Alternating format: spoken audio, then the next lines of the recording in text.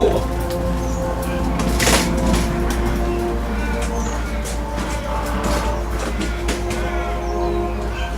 my name's Kym Fletcher. I'm married. I'm 60. We will be 69 in August. Right, I've suffered a stroke 2 years ago. Right, and I had 8 bleeds in one side and a major one on the left. Right, but I'm gradually getting there, and I feel I'm lucky compared to other people because they've been worse than me. It's pretty horrible. Right, it's not real good at all. My whole body has been filled and still with pain, right? But it just makes you stronger and stronger and stronger, right? And the thing is, which I really got to stress, whoever sees this video, is you can't think you're macho, right? We all think we were macho. You know, I was retired and doing nothing, really great, and then bang, right? So don't ever think you're indestructible, because you are, right? It can happen to anybody. Right, we were watching TV here a few months ago, and a woman had a baby in her womb, right, and she had a stroke, right. So it doesn't matter who you are, where you are, what you are, it could happen to you. So I never believe it. Now, take every step, every bit of time, enjoy yourself, because anything can happen. You don't think it will, but when it happens, you think, oh God, that's, you know, and it's a terrible thing. But if you are, at least, well, you'll never be really ready, because you don't know what other people are suffering from, right? But you know, suffering like the pain. But and if you've got a good carer, right, and partner or carer or whatever, treat them better than what I do, because they are trying their best, right, and they're learning as well to do handyman bits and all this, right, in case you do go, because it makes it so hard on them people when you're gone. Well, the main thing, what happened when I was in hospital, just before I went up to hospital, right, is mainly is the balance, right? You can't stand up, right, or when you could stand up, you just purely fall over. You can't stop your body or anything, right? That was the main trouble, and also the loss of your bowels and your urine, right? I had a catheter, right, in me for 6 months, and then I also, because I couldn't go to the toilet properly, so they had a feed tube, because I'd done the voice box to throw in, and so gradually, you know, you think there's nothing wrong with you, and you think you can walk, and you think you can stand up. You can't do anything. There's nothing to do, and I wasn't even a bad stroke victim.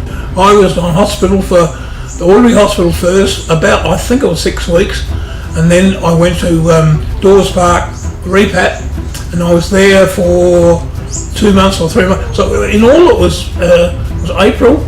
I reckon it was 6 months or 7 months in the hospital and Repat. And what they did, you don't think at the time, but what they did was absolutely phenomenal. You just can't understand. It's you think they're tough and they're nasty and everything, and actually they're doing something to help you get better. I cannot work out at times why I still can't get up after 2 years, right? Because I've been training and practicing and doing everything, walking and using my arms. It takes its own time.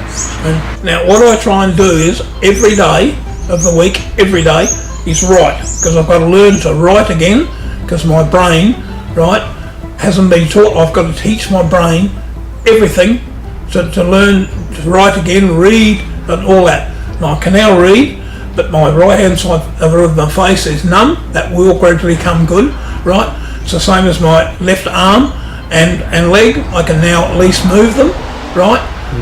After 3 days that came good, right? And it's just all learning. The only problem with the stroke is you've got to learn everything again. So you're a baby and you've got to learn to walk, learn to talk. Well, I don't have problems with the talking, but you know, whatever you do, you've got to learn everything from scratch. And you think at times, well, why the hell am I still here? Because, you know, I've done it once. I've learned how to do whatever I have to do, and now I've got to do it again. That's life. I'm now starting to realise how lucky I am where a lot of other people aren't, and that's just the way it is. And now I've thought and wrote notes on suicide, and that is suicide is an easy way out, too easy, right? And I want to see, that's nasty, what happens to this world, right, with me still in it. What would happen if something happened to this world and I wasn't there? It's not going to happen. So my death notes or suicide notes, I've ripped them up and put them in the bin. My last advice or thing about strokes is it can be avoided. This can be avoided if you eat right, and you eat properly and not junk food, which I did, right? I got too heavy, right? I wasn't really fat, but I've been losing 10 to 15 kilograms is worth, you just don't realise how much it is. So, have your chocolate and your ice cream, but have it once or twice a week and have dietary. Have dark chocolate, right? And you're the one who can handle this. You've got doctors and you've got drugs, but it all points down to the last minute is you yourself. You're doing. The stronger you are, the better you'll be, right? And just keep telling yourself over and over and over in the brain, right? It's like everything, as someone said on the radio the other day, right? Just keep doing it, keep doing it, keep doing it. So everything I do is all habit, and being compulsive disorders even better. Now, I'd like to thank the hospital. I'd like to thank the Dawes Park and Southern Fluorio down here. The girl I go to is as tough as nails, absolutely tough, but she's getting results, and that is the main thing. If you don't have carers and people like that, you think, oh hell, gee, she's hard, but that's the same as that repat. That was as tough as nails, right? But you need toughness. If you haven't got it, rough. And I would also like to thank my wife, right? She's got to put up with me because I'm really, really hard to put up with, right? And if it wasn't for her, no good at all. She had an accident here when I was in hospital, and let's face it, if she'd died, right, at home here, I wouldn't have even worried about living anymore. Hi, I'm Kay. I'm Kym's wife. A bit of advice for carers: it's a hard job. You've got to keep on top of yourself and also have your rest.